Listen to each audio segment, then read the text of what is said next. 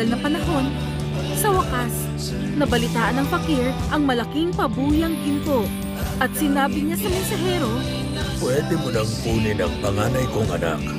Sigurado akong mas mapapabuti ang buhay niya roon kaysa rito. At yayaman din ako sa pinto. Nasaan siya? Naroon siya sa may ilog naglalaba. Anak ko siya sa una kong asawa. Nagtatrabaho lang siya dito ng kanyang madrasta at hindi siya pinapakain ng maayos.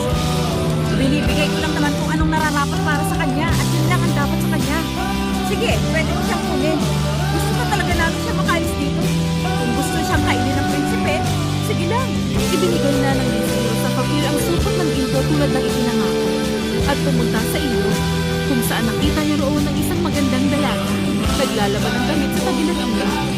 Napaiyak ng tuluyan ng dalaga matapos nang malaman kung ano ang tungkulin niya at nakiusap siyang magpapaalam muna sa isang matalik na kaibigan bago siya umalis.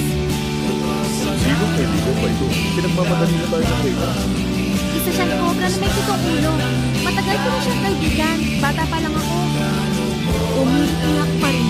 Ang dalaga ay tumakbo sa pangpang at nilabas naman ng cobra ang pitong ulo niya sa butas na tinitirahan niya. Alam ko na ang lahat. Sige na, anak.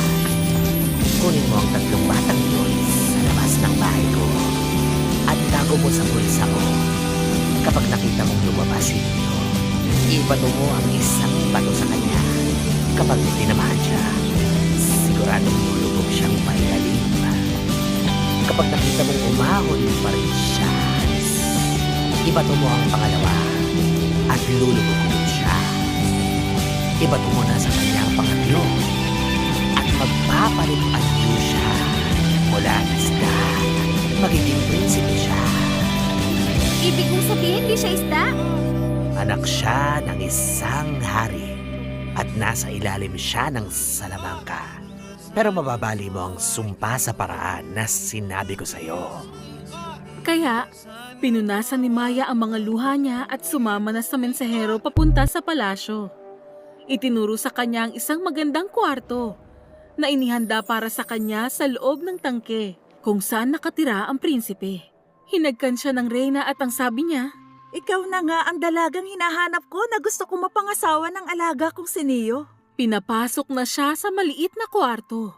Doon siya naupo at naghintay ng matagal habang hawak niya ang mga bato sa kamay niya. Pagkatapos, narinig niya ang tunog ng rumaragasang tubig at alon na papunta sa pintuan niya. Nakita nga niya ang isang napakalaking isdang lumalangoy papunta sa kanya habang nakabuka ang bibig nito. Gusto kong makita ang mapapangasawa ko. Buksan niyo ang pintong ito. Nanginginig mula ulo hanggang paa sa takot, binuksan ni Maya ang pinto. Tapos ibinato niya ang unang bato at pumasok ito sa lalamunan ng isda. Lumubog nga siya. Pero maya-maya pa, lumutang siya ulit sa ibabaw. Pagkatapos, ibinato ni Maya ang pangalawa at tinamaan ng isdang prinsipe sa ulo niya at lumubog sa ikalawang beses. Kinakabahan na si Maya dahil dumaplis lang ang ikatlong bato niya. Dulo lang ng palikpik ang tinamaan niya. Sa pagkakataong yun, hindi